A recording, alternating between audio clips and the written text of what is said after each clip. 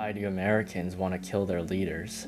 For many decades, presidents didn't even have Secret Service, and you could meet the president at an open White House party. Notable leaders would discuss politics in public areas, and even during a civil war, assassinations wouldn't even happen. And many thought, why would you even want to kill our leader? How did other presidents react to the first successful assassination of a president? There are 3 former presidents that led to the Civil War, and there are 4 future presidents recorded for the use of this video. He was the 13th president and earliest former president still living. During the war, he supported Lincoln's goal to preserve the Union. After Lincoln's assassination in April 1865, black ink was thrown on Fillmore's house because it was not draped in mourning like others. The country had heavy sadness for the loss of their president. Fillmore was out of town at the time and put black drapes in the windows once he returned. He was among those selected to escort the body when Lincoln's funeral train passed through Buffalo.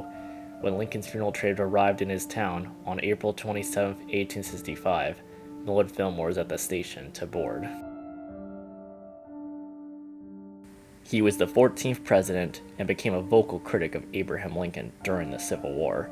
Additionally, Jefferson Davis, who had served as Pierce's Secretary of War, was the president of the Confederacy, and Pierce wanted to bring the Union together with slavery intact.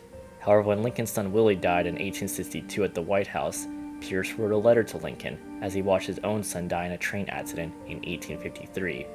Upon the news of Lincoln's death, an angry mob descended on Pierce's home in Concord, New Hampshire. Someone from the crowd shouted, "Where is your flag?" echoing the lack of patriotic feelings. Pierce countered this point, saying, quote, "It is not necessary for me to show my devotion for the stars and stripes by any special expedition or upon the demand of any man or body of men, if the period during which I have served our state and country in various situations, commencing more than 35 years ago, have left any question of my devotion to the flag, the Constitution, and Union in doubt. It is too late now to remove it by any such expedition as the inquiries suggest." Pierce was never a fan of Lincoln's policies. The 15th president had previously met with Lincoln twice, once when Lincoln arrived in Washington and again at his inauguration, and had a positive impression of him. He said Lincoln was kind, benevolent, and had frank manners, and he thought Lincoln was a respectful person.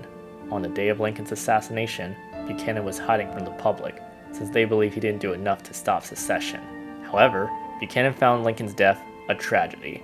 James Buchanan, who was generally opposed to Abraham Lincoln's policies, expressed grief of Lincoln's assassination in a letter to his former Postmaster General. Buchanan said the assassination was a terrible misfortune to our country, and he felt almost overwhelmed by the news.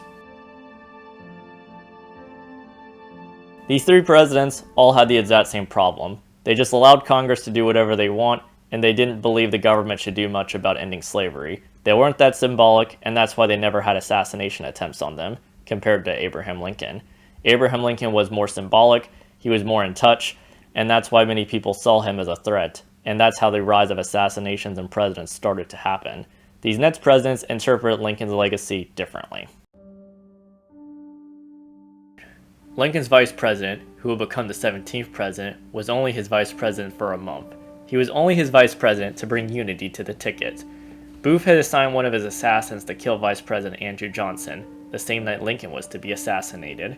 Johnson was staying at the Kirkwood House in Washington. He was to be shot there. The assassin went to the bar downstairs, however, and he eventually became drunk and wandered through the streets and forgot about it. Johnson was spared, but he didn't meet Lincoln hardly at all and had a different plan for Reconstruction. Johnson did go to Lincoln's bedside, however, and was sadly saying, quote, "They shall suffer for this. They shall suffer for this." And he looked nervous and sad about the killing. Andrew Johnson was shaken up by the assassination, and he was a Democrat who had to now deal with a Republican cabinet and Congress.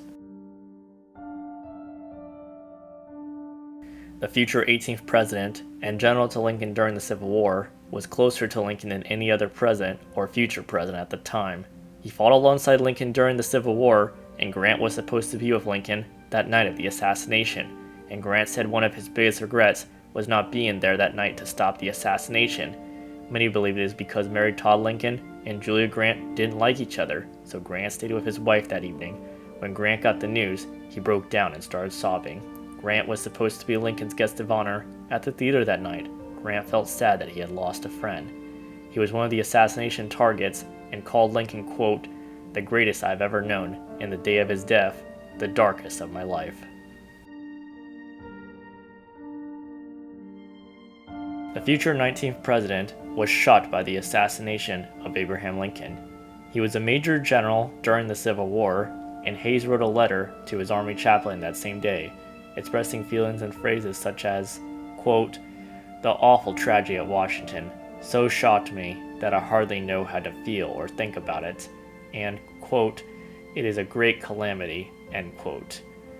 Hayes also wrote that Lincoln would be remembered as a darling of history, and that the fame of the president is safe. The future 20th president was a 33-year-old freshman congressman when Lincoln was murdered. A former Union general, Garfield had been nominated by Ohio Republicans and won the election to the House of Representatives while still in the field with the Army. He left the military at the end of 1863 to take his seat at the House. On April 14, 1865, Garfield was on a trip to New York. He learned of Lincoln's death the next morning and wrote to his wife, quote, "I am sick at heart, and I feel it to be almost like sacrilege to talk of money or business now," end quote. Though Garfield had disagreed with President Lincoln on several issues, he was clearly distressed by the violent death of the man whose leadership had seen the United States through its darkest times. It is not known what later presidents' reactions were because they were either too young or they weren't significant figures that recorded their reactions. It is, however, known that Grover Cleveland, at a young age, did attend Abraham Lincoln's funeral. The other one that is known is there is a photograph of Theodore Roosevelt with his sibling at the window watching the Lincoln funeral as Lincoln's funeral goes through the city of New York. It is one of the most remarkable pictures in American history. I hope you enjoyed this video. Leave a like and subscribe if you enjoy, and I'll see you soon.